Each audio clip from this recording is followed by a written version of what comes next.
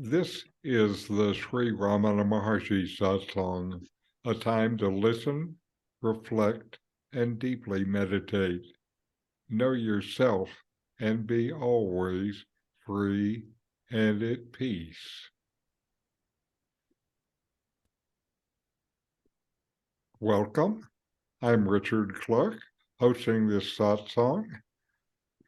I am just someone who loves this teaching and wants to share it.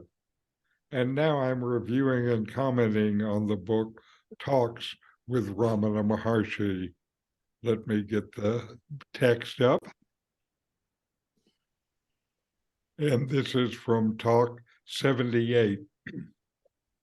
A man from Masala asked the master how to realize the self. And the Maharshi says, everyone has experience of the self every moment of his life. And the devotee says, but the self is not realized as one would like. And the Maharshi says, yes, the present experience is viparita, different from real. What is not is confounded with what is. And the devotee asks how to find the Atman. And the Maharshi replies, there is no investigation into the Atman. The investigation can only be into the non-self. Elimination of the non-self is alone possible. The self, being always self-evident, will shine forth of itself. The self is called by many names, Atman, God, Kundalini, mantra, etc. Hold any one of them, and the self becomes manifest. God is no other than the self.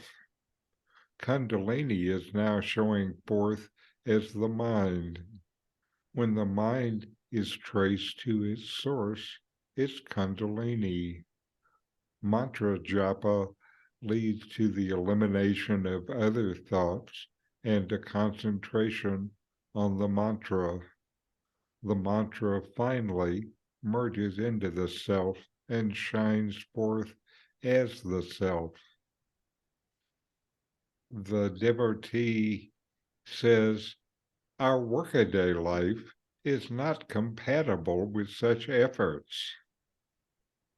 And the Maharshi says, why do you think you are active?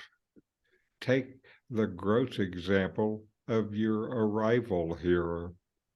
You left home in a cart, took train, alighted at the railway station here, got into a cart there, and found yourself in this ashramam. When asked, you say that you traveled here all the way from your town. Is it true? Is it not a fact that you remained as you were, and there were movements of conveyances all along the way? Just as those movements are not confounded with your own, also the other activities, they are not your own, they are God's activities.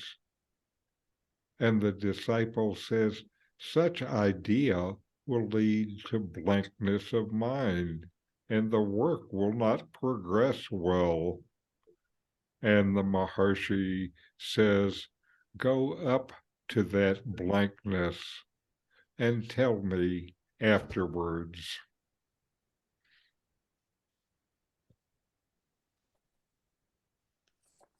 Now my comments. Ramana is asked how to realize the self, and he responds, everyone has experience of the self every moment of his life. Ramana tells us the self is never apart or away from you. It shines as the experience and knowledge of every moment. In fact, without the self, there is no perception, no knowledge, and no moment either. The questioner asks how to realize, as if the self is something that is far away and he wants to find it. The paradox is that he would be better served by asking something like, who is it that doesn't know the self? Maharshi suggests that the self is always present and that one does not need to actively seek it out, but rather to simply realize that it is already present in every moment of one's life. The self is not something that can be attained or acquired. Rather, it is already present within us. And the only thing that needs to be done is to remove the ignorance that prevents us from realizing it.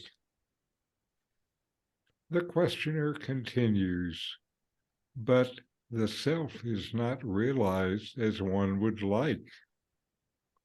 Maharshi replies, yes, the present experience is viparita, different from real. What is not is confounded with what is. Ramana Maharshi is saying that the true self is not recognized by the questioner. His experience is not in alignment with the true reality of the self. This is because of confusion between what is real and what is not.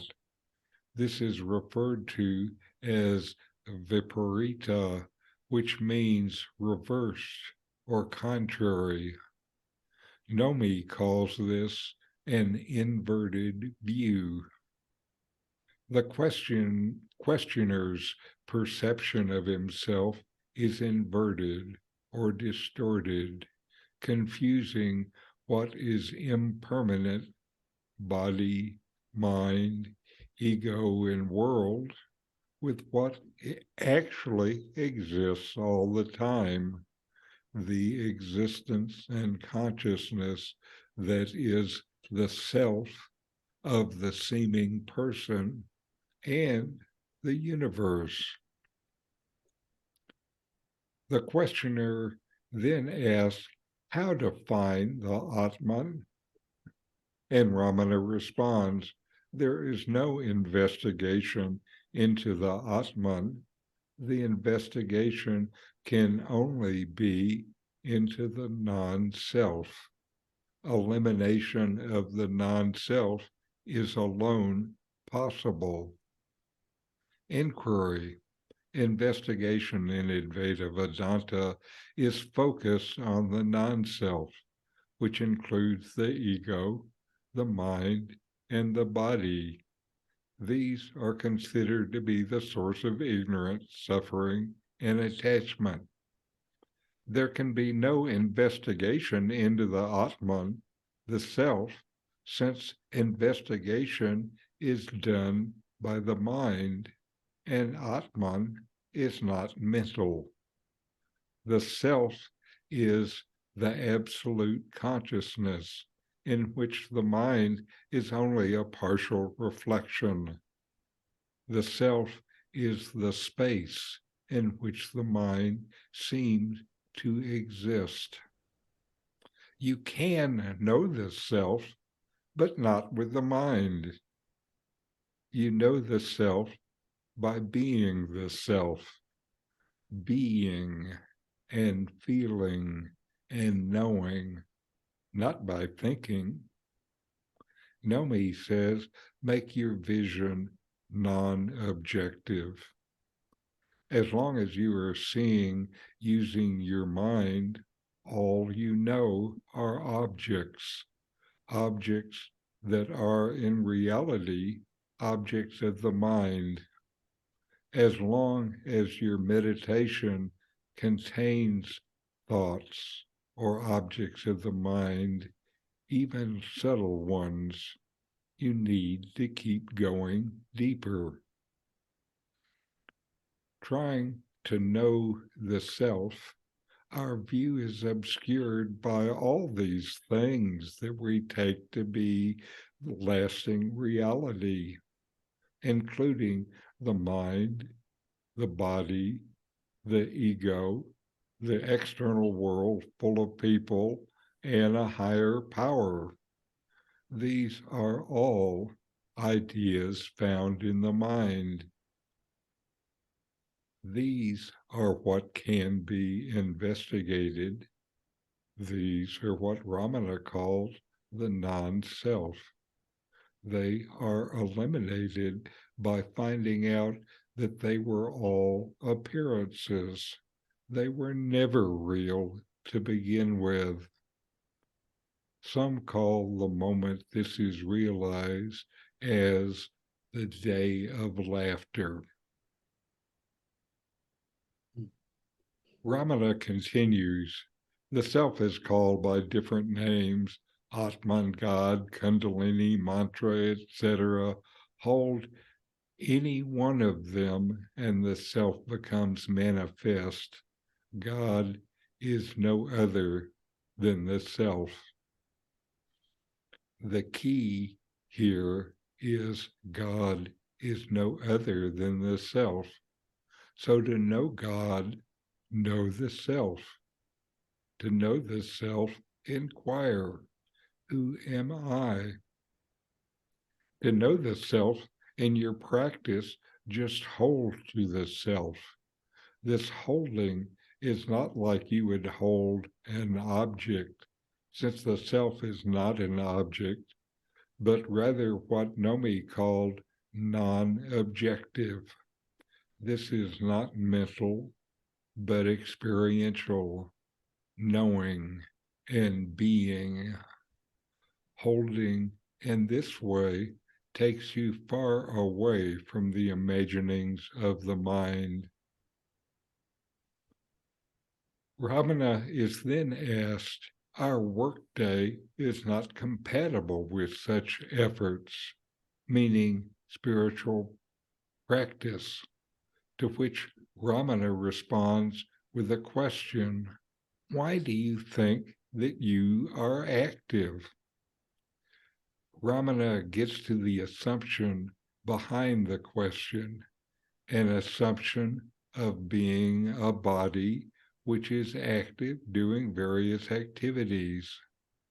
Ramana uses as an example the process of traveling to the ashram to see him, with many conveyances bringing him to see Ramana. Ramana asks, is it not a fact that you remained as you were, and there were movements of conveyances all along the way? Ramana is using this as an example of how we are carried along by the activities of a higher power, not by the doings of a body or activity in the world. Who we are is not a body moving through time and space. We are that which knows all this and is untouched by any of it. The questioner is resisting what Ramana says and responds, such idea will lead to blankness of mind, and the work will not progress well. And Ramana gives him one final challenge. Go up to that blankness and tell me afterwards. The questioner is still concerned about being able to work. In this case, with his mind past all the noise of the world and at the blankness which is the deepest you can get in meditation with the mind. Ramana gives a challenge to the questioner to go beyond this idea of a blank state of mind and to come back and report on the experience. Ramana indicates that knowing and realizing the true self will not lead to a negative impact on work or productivity. The work will go ahead without the guidance of the mind. He is inviting the questioner to explore this idea further and to have an open mind and to experience what he finds. And now we'll listen to my teacher, Nome, with a talk, Knowledge of Being.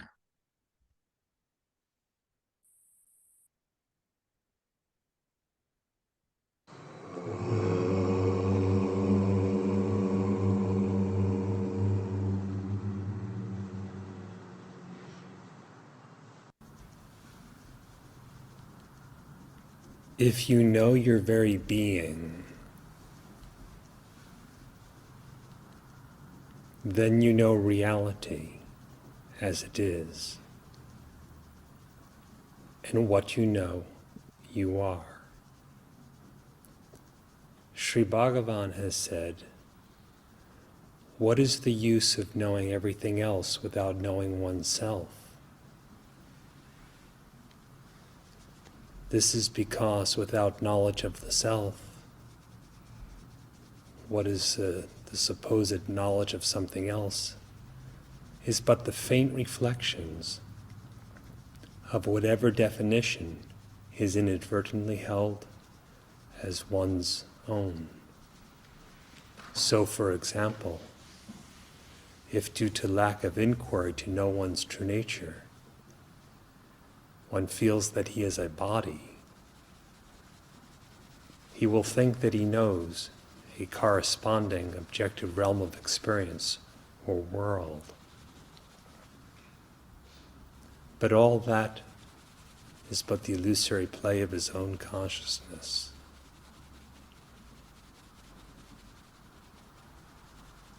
Sri Bhagavan further said that upon knowing the self, what else is there more to be known? Such a one sees nothing different than the self. How this could be so is enigmatic, only as long as misidentifications are assumed to be valid from the fundamental misidentification of existing as an individual, an I notion, as he calls it, to every other definition appended to that I. But seek deeply within yourself. Who am I? What does your real being consist of? It cannot be anything objective. So whatever is known, from subtle thought down to sensation, cannot possibly be a definition for yourself.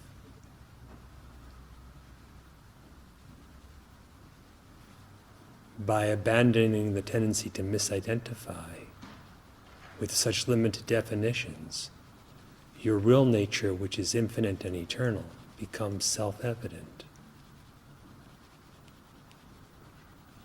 If only the objectifying outlook is abandoned, and one actually inquires into the meaning of I, your real being will be known in its own self-effulgence, and that blissfully so.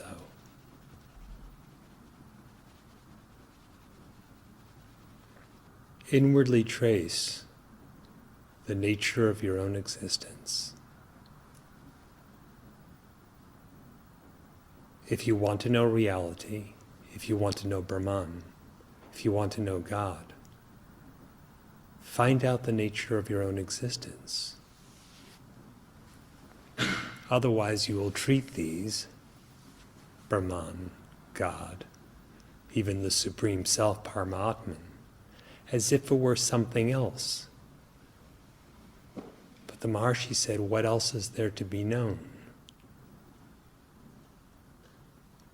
The very idea of otherness, attributed to the Absolute, is based on the false assumption of oneself being an individual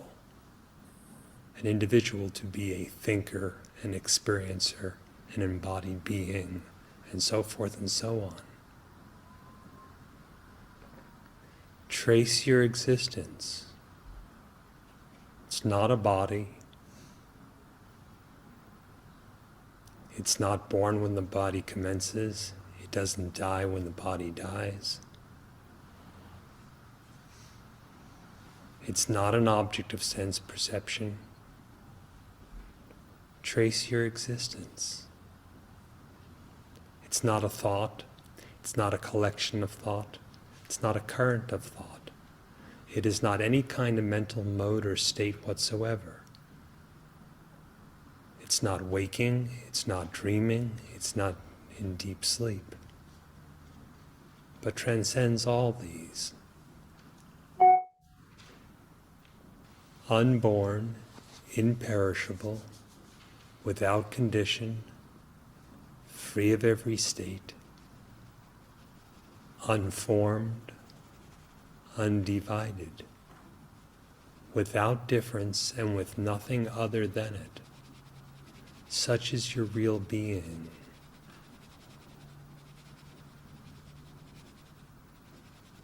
If you suppose yourself to be individualized,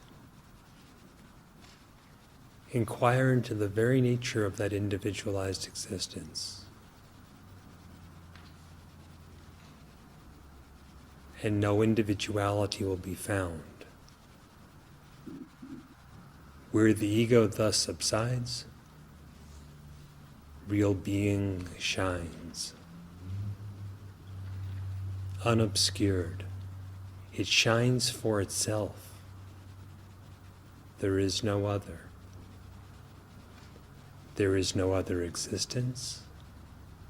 There is no other knower.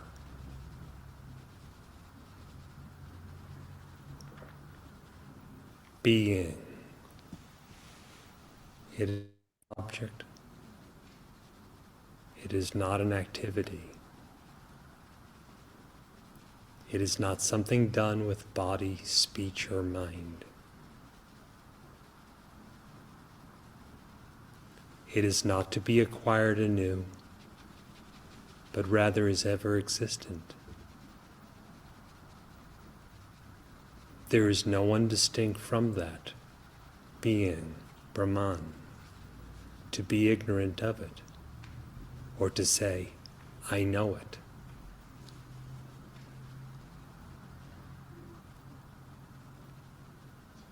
For this self-knowledge, simply make your vision non-objective, and deeply inquiring, who am I? The reality comprehends itself.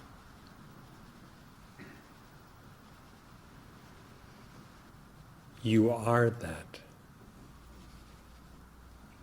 There is no other.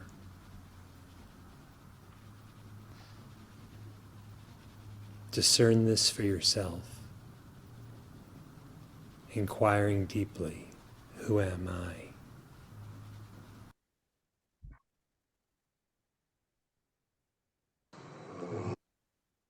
All right. And now we'll take a few minutes to inquire.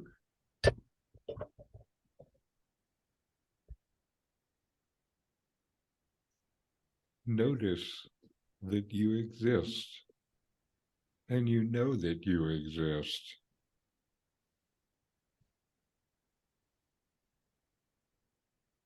Now inquire, investigate within yourself. Look at your awareness. Just notice being aware.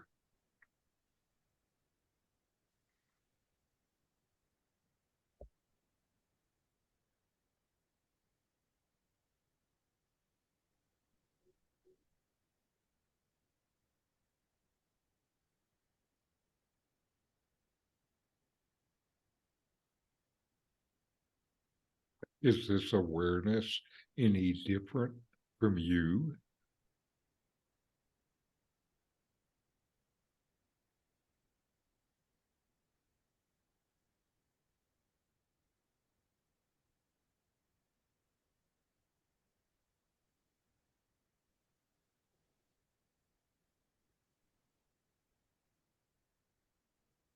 Are you any different from this awareness?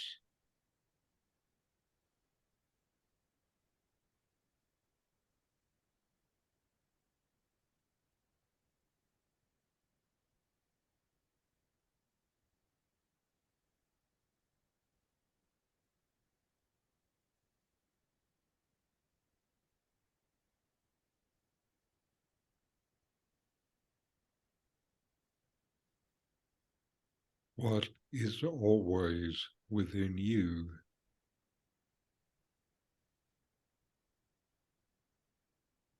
What just comes and goes, and what is always?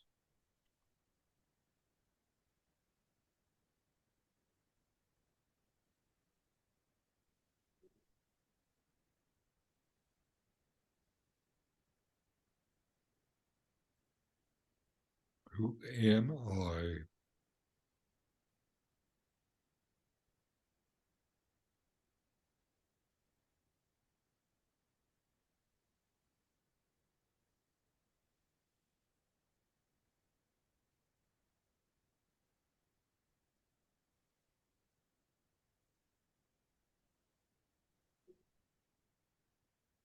What is the nature of my existence?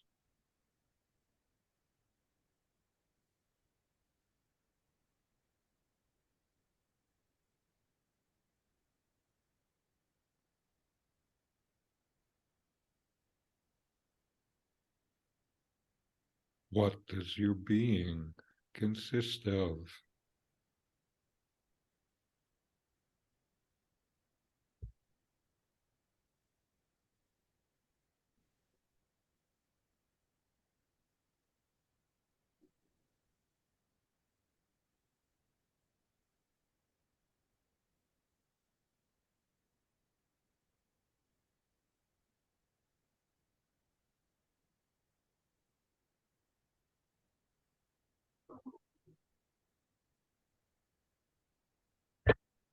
All right.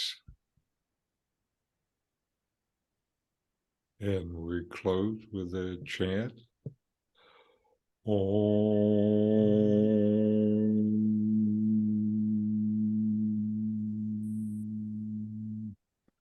Shanti, Shanti, Shanti. Om. Peace, peace, peace.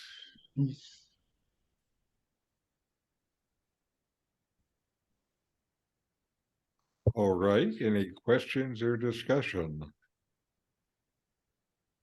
So good to hear and hear again and hear again. Yes, always.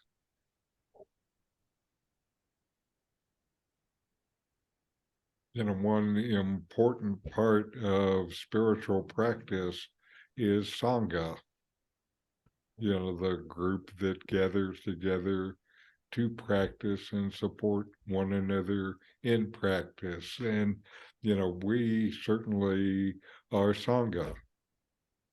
Yes, very welcome. Indeed. And some of us, like Evelyn, Sangha so much to move to a different country to find it. It's true. You know, Ah.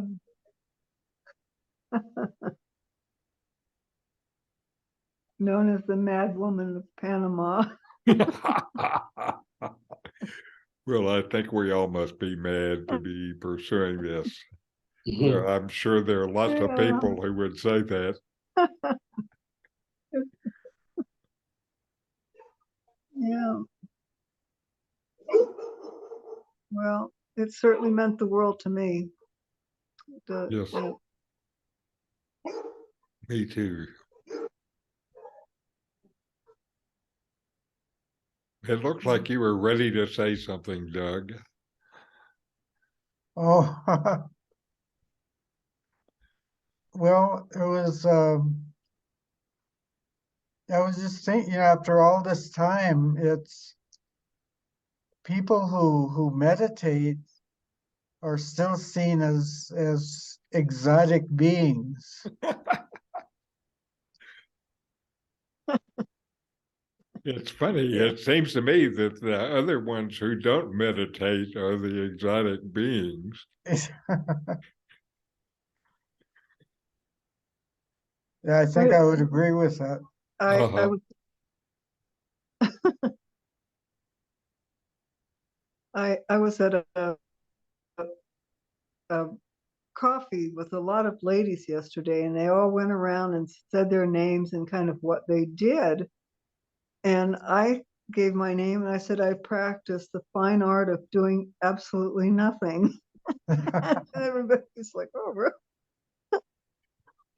Well, But not they, absolutely nothing, but I like doing nothing a lot. right. And they don't understand what you mean by doing nothing.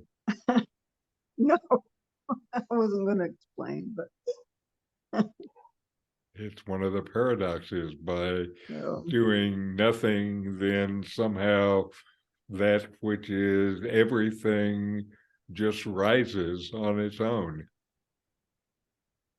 Yeah. Yes. Yeah. Yeah. I remember there was an account of a Western journalist visiting Ramana Maharshi Mm-hmm. and telling Ramana, well, you just sit here. Why don't you, how are you helping? You just sit here.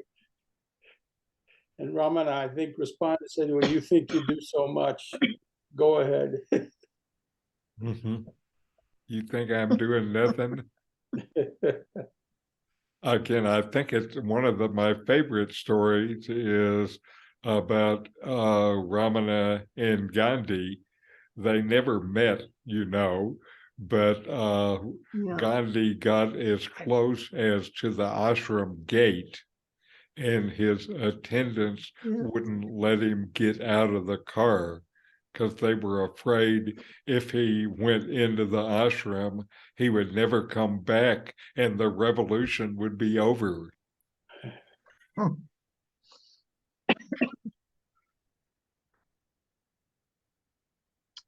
Well, they Yeah. were There's they were probably right in their in their caution. Uh-huh.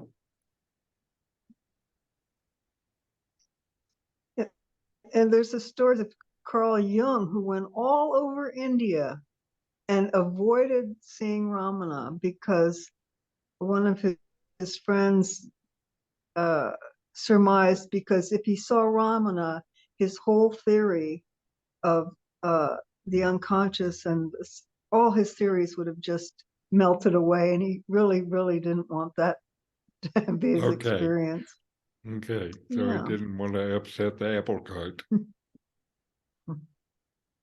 No. And I think we're all Yeah. looking for our apple carts to be overturned. Yeah. Who needs any old apple cart anyway? Not me. That's right. Take it. It's yours. Mhm. That's perfect. Anyway, I thank you for joining together again today, and namaste, and we'll Namaste. see you next Namaste. week. Thank you. Namaste. Yeah. Thank you so much.